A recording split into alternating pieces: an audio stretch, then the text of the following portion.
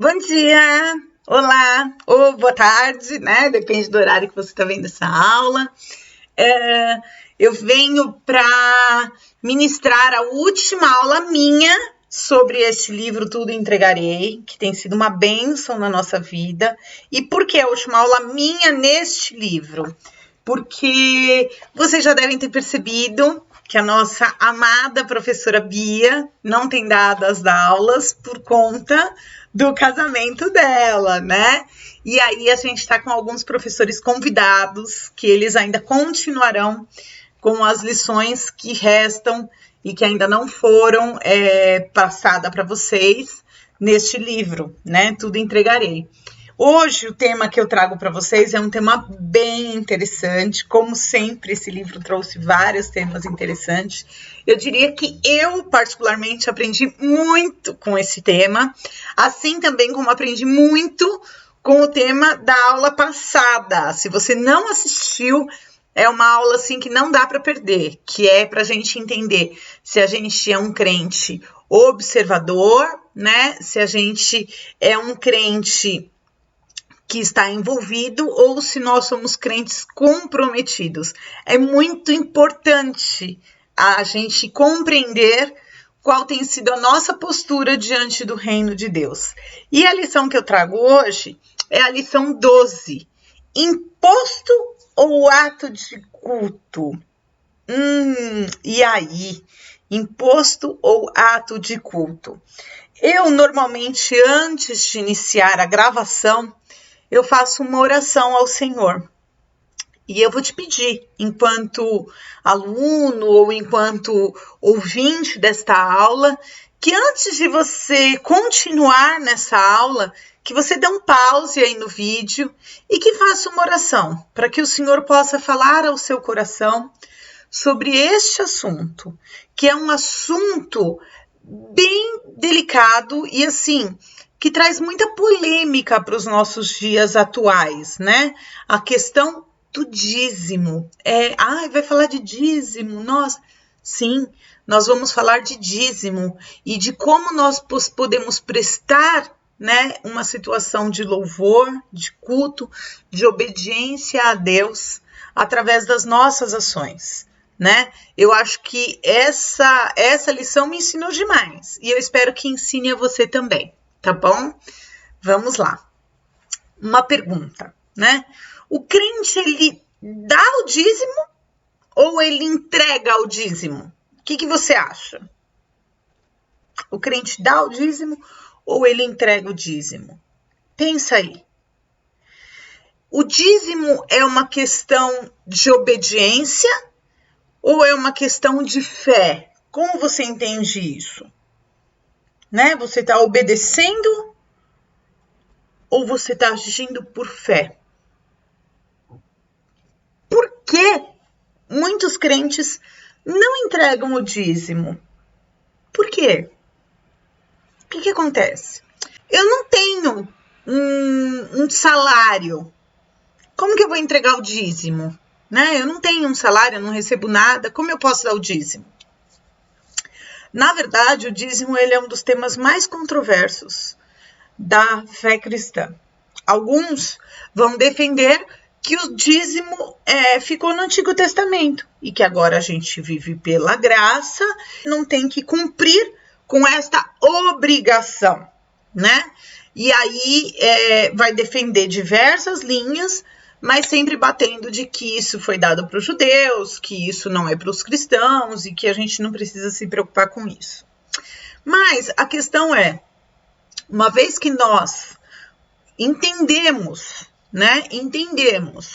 o grande amor do Senhor por nós, nós entendemos quem é Deus e que Ele é Deus de todas as coisas, Ele é dono de todas as coisas, né? Ele é Senhor de tudo. Então, Ele tem nos emprestado algumas coisas para a nossa sobrevivência, para o nosso conforto. Então, nós não damos o dízimo, nós entregamos a Ele o que já é dele. Ele nos permite administrar algo que é dele e que é um privilégio essa administração. Porém, é uma questão não de obediência a uma regra, um ato de imposto, de imposição, mas sim um ato de fé, um ato de culto ao Senhor. E fique em paz, porque se outros não dizimam, não é para os outros que você deve olhar. Você deve olhar para Cristo e por tudo que Ele tem feito, por tudo que Ele fez por você, por tudo que Ele é em sua vida, por tudo que Ele representa. A esse Senhor que nós servirmos. Então, não importa se você pensa em olhar para o irmão que não dá o dízimo ou que defende que não vai dar o dízimo. É ele com Deus, é você com Deus, sou eu com Deus. E aí, o que acontece? Eu tenho um salário pequeno e eu não consigo dizimar. A gente, até o final dessa aula, eu tenho certeza que teu coração vai estar em paz e bem tranquilo em relação à situação do dízimo. E se você não recebe um salário, você ainda não recebeu algo financeiro que você possa entregar para o Senhor. Mas quem disse que o Senhor quer só o financeiro? Você tem a possibilidade de trabalhar no reino também. Não vai suprir a necessidade desse ato de culto que é o dízimo. Porém, você pode cultuá-lo de uma outra forma se você ainda não tem uma situação financeira que você receba o financeiro, né? E aí a gente vai ver que muitas vezes o ato de culto não era só no dinheiro, né? Que antigamente não existia o dinheiro, mas as pessoas davam o que tinham. E o que você tem para dar para Deus? É essa questão, o que você tem dado a Deus, né? Vamos lá, vamos iniciar a aula então. Versículo-chave. Honre o Senhor com todos os seus recursos e com os primeiros frutos de todas as suas plantações. Provérbios 3:9. Honre ao Senhor com todos os seus recursos e com os primeiro, vem à frente, a primeira coisa, com os primeiros frutos de suas plantações. Como nós estamos devolvendo esta bênção? É um privilégio prestar culto a Deus, entendendo que Ele é digno de toda honra, de toda glória, de todo poder. Cultuá-lo não apenas com os nossos lábios e com os nossos corações, mas também com ações de graça, porque o culto é racional. Então, se eu recebo do Senhor, eu preciso devolver ao Senhor com alegria, Introdução. Esperastes o muito e eis que veio para ser pouco. E esse pouco, quando os trouxeste para casa, eu com um assopro o dissipei. Por quê? Diz o Senhor dos Exércitos, por causa da minha casa, que permanece em ruínas, ao passo que cada um de vós corre por causa de sua própria casa. Ou seja, a casa do Senhor estava vazia, mas estava todo mundo correndo atrás do próprio bolso, né? Isso tem um pouco a ver com a nossa realidade atual? Acho que bastante, né? Bastante. E aí, olha o detalhe. Esperaste muitos e eis que veio a ser pouco. E esse pouco, quando trouxeste para casa, eu com um assopro dissipei. Ou seja, o homem correu ali atrás do vento o tempo todo, colheu o vento e o Senhor assoprou e o vento foi embora e ele também ficou sem nada. Por quê? Porque ele olhou primeiro para si e não primeiro para Deus. E se a gente for olhar no versículo, os primeiros frutos de todas as suas plantações. Então, o que vem em primeiro lugar é Deus. É Ele em primeiro, é a casa dele em primeiro lugar. Aí a gente vai ler o que Spurgeon escreveu. Eu trouxe parcialmente, porque era um pouco maior o devocional, ia ficar muito grande para a nossa aula. Então, Spurgeon diz: muitos crentes limitam suas contribuições às igrejas e aos esforços missionários, chamando esta limitação de boa economia. Eles nem imaginam que estão empobrecendo a si mesmos. A culpa deles é que tem que cuidar da sua própria família, esquecendo, porém, que negligenciar a casa de Deus é a maneira mais segura de trazer ruína para os seus próprios lares. Em sua providência, Deus tem um método pelo qual pode abençoar os nossos esforços além das expectativas, ou desfrustrar os nossos planos a ponto de confundir-nos e desanimarmos. Com um giro de sua mão, ele pode guiar o nosso barco num canal vantajoso ou encalhá-lo em escassez e bancarrota. Olha isso. É o Senhor quem guia os nossos passos, é o Senhor quem determina a nossa condição financeira. Sabe, miserável é o homem que se imagina dono do seu próprio recurso financeiro. Sim, é com o suor do seu trabalho que você vai ser recompensado. Quem recompensa é Deus. Por quê? Porque tudo é dele. O dinheiro é dele, o patrimônio é dele, os bens são dele, é tudo dele. Iludido o homem que acha que tem alguma coisa. Aplicação de hoje. Muitos cristãos perderam totalmente a noção do culto bíblico. Adotaram outro tipo de culto no qual a ênfase é a satisfação humana e que se alimenta do egoísmo de receber, excluindo o ato de devolver. Isso está em todos os sentidos. Muitas vezes o homem recebe o financeiro e fica que nem uma criança birrenta, né? Que recebeu emprestado o celular do pai e da mãe, e aí brincou um pouquinho ali, mas não quer devolver de jeito nenhum, né? Que a gente não seja nessa posição, que não sejamos egoístas, né? E que não busquemos a satisfação humana, né? No hedonismo, nosso próprio prazer. Não! Nós somos servos de um Senhor que nos ama. Então, nós temos que reconhecer, lembra a lição do servo? Nós temos que reconhecer que Ele é o nosso Senhor, Ele é o dono da plantação, Ele é o dono da terra e de tudo que nela há. Então, que nós possamos fazer esse reconhecimento e devolver não apenas o dízimo, né? Como se fosse uma mesquinharia, contando as moedinhas ali para ver se realmente alcançou os 10%, mas devolver o nosso ato de culto.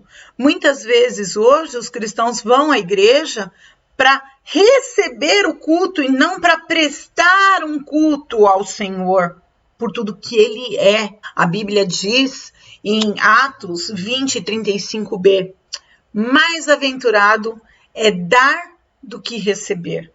O ato de devolver, de entregar o dízimo, Deus nos permitiu para que nós pudéssemos praticar a generosidade, num exercício de generosidade e de justiça. Então, Ele nos deu como se fosse um instrumento, uma ferramenta, para que a gente pudesse devolver em alegria, em reconhecimento a tudo que Ele é nas nossas vidas. Cada um de conforme determinou o seu coração. Qualquer coisa fora disso não interessa ao Senhor. Se você não está dando de coração, se você está sendo avarento, está vendo como se fosse um imposto, uma imposição, isso não é generosidade. Vamos para a primeira parte da lição. O dízimo de Abraão, né? E aí a gente vai entender que Abraão, olha que interessante, gente. Muitos que alegam que o dízimo é uma referência à lei, né, e que ficou lá no Antigo Testamento, como eles podem justificar, por exemplo, o dízimo de Abraão? A lei ainda não tinha sido dada aos homens, né? Moisés veio aproximadamente 430 anos depois de Abraão. E aí? Mesmo assim, a gente vai ver que Abraão, nessa passagem aqui de Gênesis 14, de 18 a 24, ele deu o dízimo. E quem ensinou ele a dar o dízimo?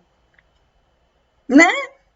Quem ensinou essa generosidade a Abraão? Vamos lá. Então, Melquisedeque, rei de Salém e sacerdote do Deus Altíssimo, trouxe pão e vinho e abençoou Abraão, dizendo: Bendito seja Abraão pelo Deus Altíssimo, Criador dos céus e da terra. E bendito seja o Deus Altíssimo, que entregou seus inimigos em suas mãos. E Abraão lhe deu o dízimo de tudo. O rei de Sodoma disse a Abraão: Me dê as pessoas e pode ficar com os bens. Mas Abraão respondeu ao rei de Sodoma: De mãos levantadas ao Senhor, Deus Altíssimo, Criador dos céus e da terra, juro que não aceitarei nada do que lhe pertence, nem mesmo um cordão ou uma correia de sandália, para que você jamais venha dizer: Eu enriqueci Abraão. Nada aceitarei a não ser o que os meus servos comeram e a porção pertencente a Aner, Escol e Manre, os quais me acompanharam. Eles receberam sua porção. Olha que interessante. Primeiro, ele podia ter ganho muito mais, porque o rei de Sodoma estava querendo dar mais pertences a ele. Não. Ele entendeu que aquilo ali não vinha do Senhor e que ele não precisava daquilo, porque ele já tinha sido abençoado. E ele chega e entrega, logo que ele é abençoado, ele entrega a Melquisedeque o seu dízimo. Mas a lei ainda não tinha sido dada, mas Abraão reconheceu que o Deus Altíssimo criou os céus e a terra. Isso foi uma forma de reconhecimento. Ele entregou os adversários na mão de Abraão. Ele entregou. Então, assim, não era só o dinheiro, é tudo, tudo. É Deus quem dá, é Deus quem tira, né? Foi voluntário, foi total, completo. Abraão deu o dízimo de tudo. É o que a passagem nos explica. Vamos entender um pouquinho mais. Agora vamos para a aplicação. Reconhecimento e voluntariedade são o que Deus espera de nós quando entregamos o nosso dízimo. Agora a gente vai para o dízimo de Jacó. Opa! Jacó ainda não tinha a lei de Moisés. E aí a gente vai entender um pouquinho aqui. Vamos ler a passagem de Gênesis 28, 20 a 22. Então Jacó fez um voto dizendo: Se Deus estiver comigo, cuidar de mim nesta viagem que estou fazendo, prover-me de comida e roupas e levar-me de volta em segurança à casa do meu pai, então o Senhor será o meu Deus, e esta pedra que hoje coloquei como coluna servirá de santuário de Deus. E de tudo o que me deres, certamente te darei o dízimo. Na época de Jacó, ainda não tinha sido dada a lei. E aí, aqui, existe uma situação de propósito e de compromisso com Deus. Ele fez um voto. Tá parecendo que ele barganhou, né? Que ele tentou negociar. Não, ele fez um voto. Ele fez um voto condicionado à bênção que ele já tinha certeza que ele receberia.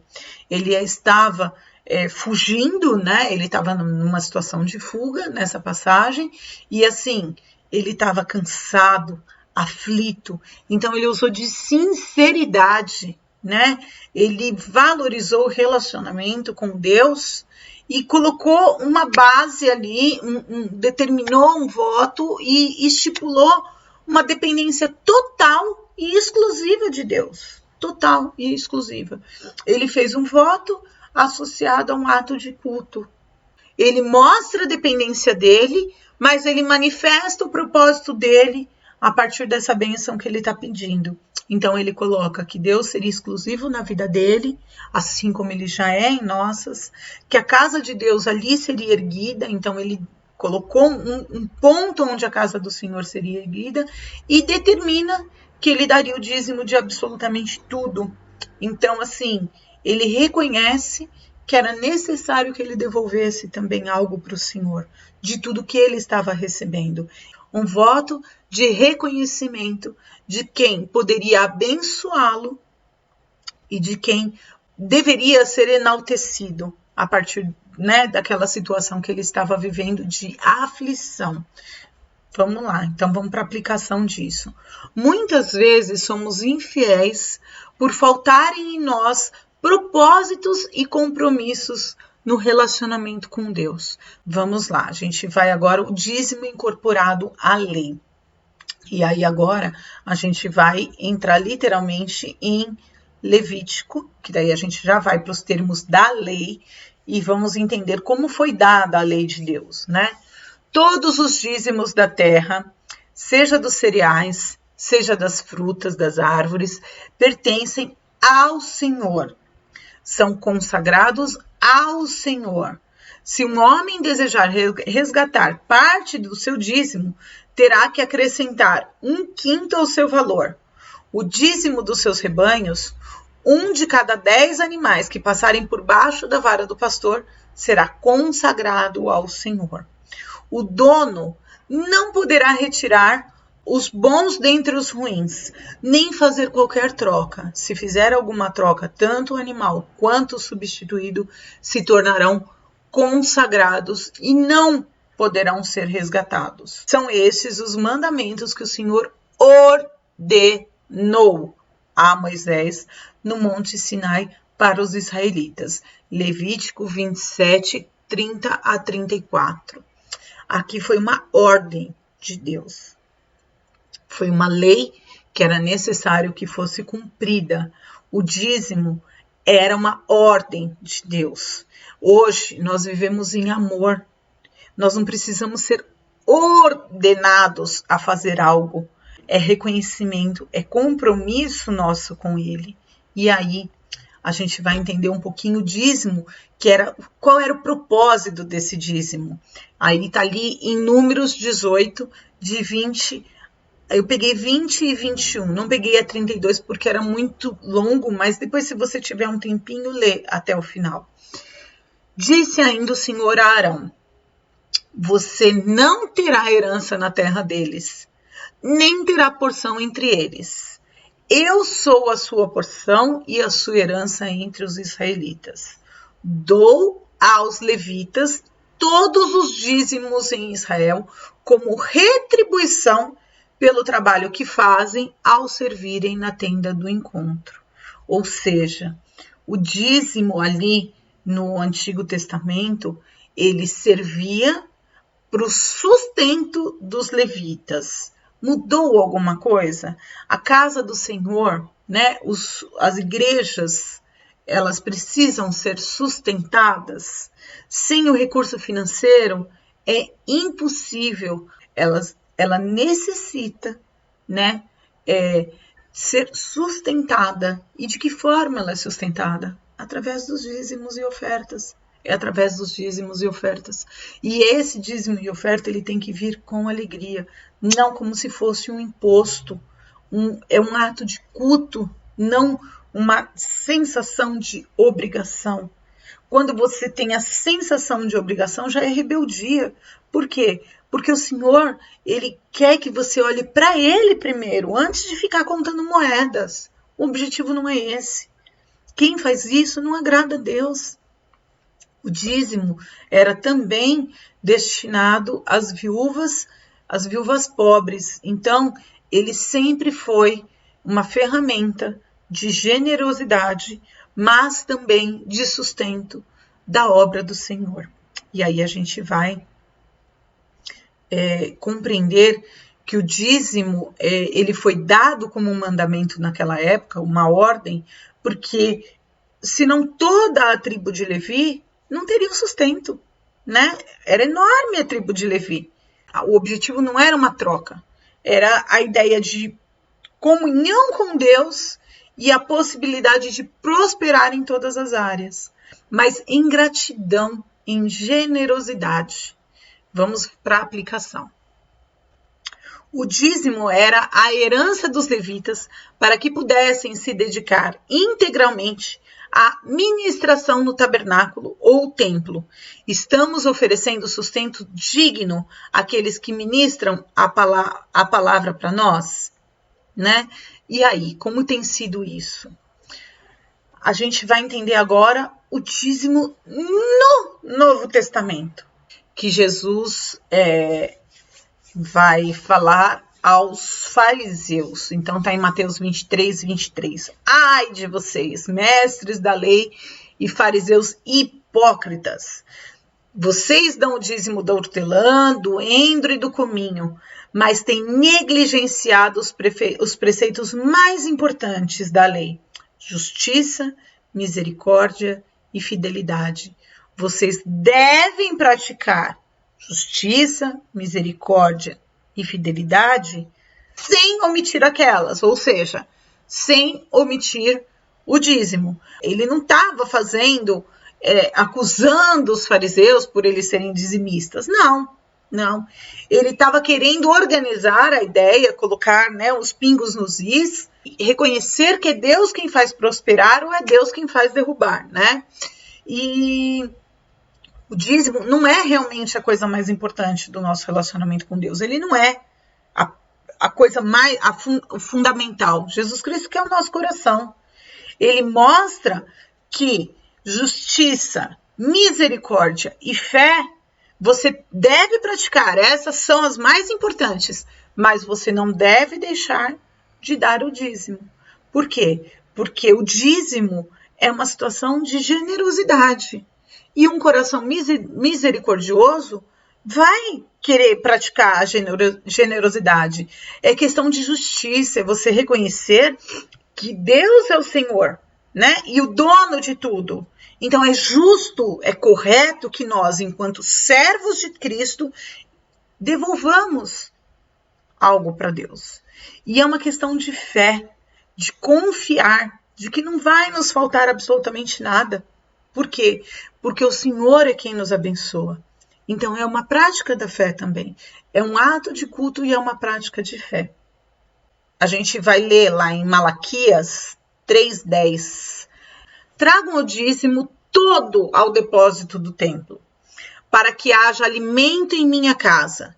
Ponham-me à prova, diz o Senhor dos Exércitos, e vejam se não vou abrir as comportas dos céus e derramar sobre vocês tanta bênção que não terão onde guardá-la. Deus faz essa promessa, é Deus falando para nós, né? E aí, o que a gente consegue entender? Que é para trazer, é um verbo de imperativo, traga, né? Traga. Todo montante, tudo que deve ser devolvido.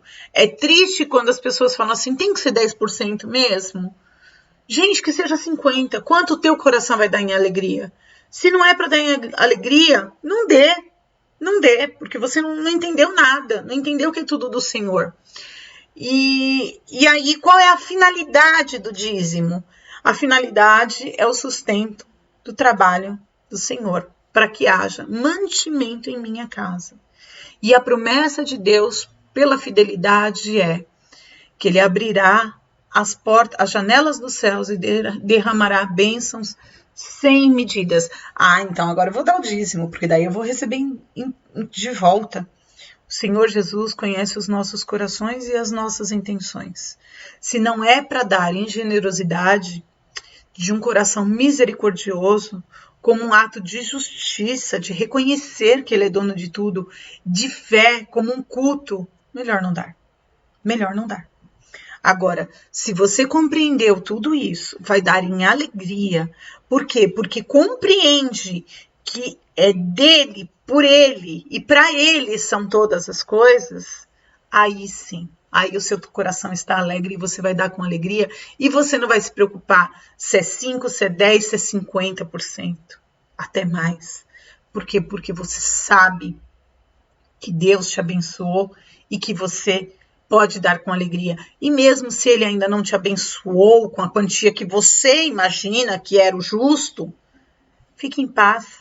fique em paz. Por quê? Porque a gente vai assistir um vídeo agora no finalzinho, que é justamente a gente vai conseguir entender a oferta de Caim e de Abel, que a gente possa se colocar nesse lugar, para a gente conseguir entender se a gente realmente está entregando para o Senhor tudo que é dele. Tem uma passagem de Jó que normalmente a gente só fala a segunda parte do verso, né? A gente fala, o Senhor Deus deu, o Senhor Deus levou, louvado seja o nome do Senhor, quando Jó perde absolutamente tudo.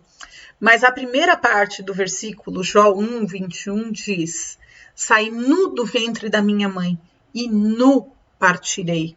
A gente não tem nada nesse mundo, nada.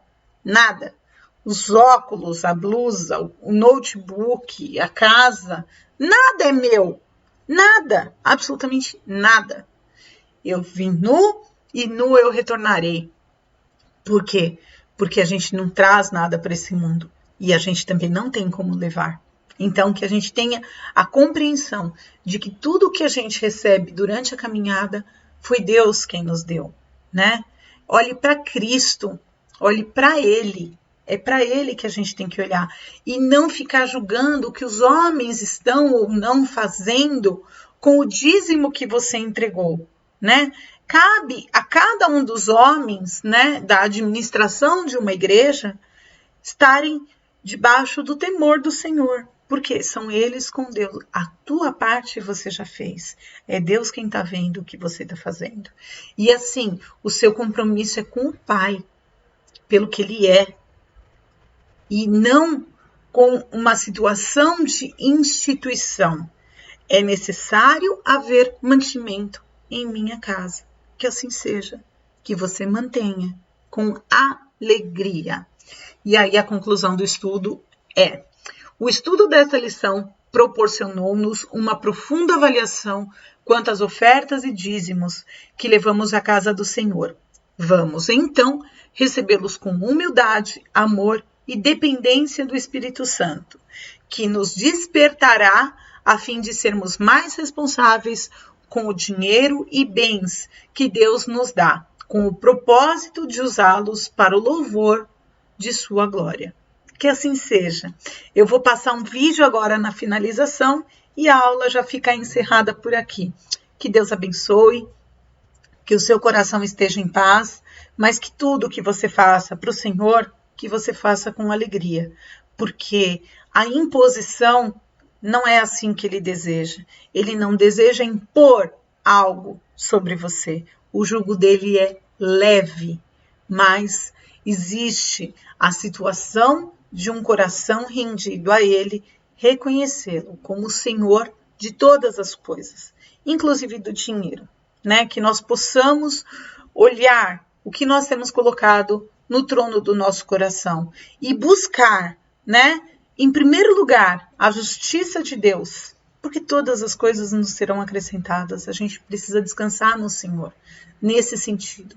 Que o justo não será envergonhado, então que a gente não tema em dar ao Senhor o que é de direito dele. Nós não somos nada e não temos nada, mas podemos ser muitas coisas quando estamos debaixo do Senhor.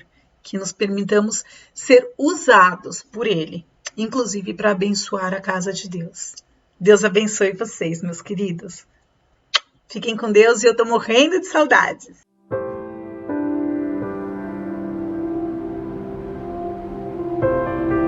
Dois homens trazem uma oferta ao Senhor. Um do fruto da terra, outro das primícias de seu rebanho. Deus aceita um e rejeita o outro. Mas por quê? Abel tornou-se pastor de ovelhas e Caim agricultor. Passado algum tempo, Caim trouxe do fruto da terra uma oferta ao Senhor. Abel, por sua vez, trouxe as partes gordas das primeiras crias do seu rebanho.